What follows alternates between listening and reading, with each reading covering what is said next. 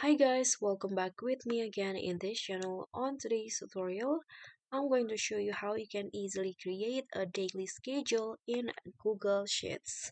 So here I've already opened the Google Sheets app on my computer, the docs.google.com/spreadsheets.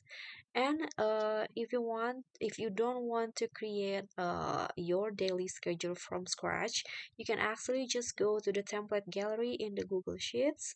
Here, just scroll down, and here on the personal section, you can easily spot schedule. So just click on this,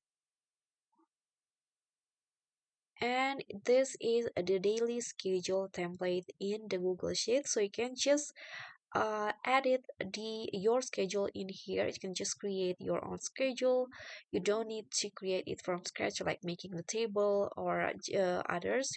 You can just change the date in here. For example, we will change it into this week. Okay, so 19th February, which is today. So what you need to do, it will automatically change in here. So it's on a week like this is for today and tomorrow, or and the whole week. So you can just fill in your schedule here. For example, wake up, shower, for example, and then work.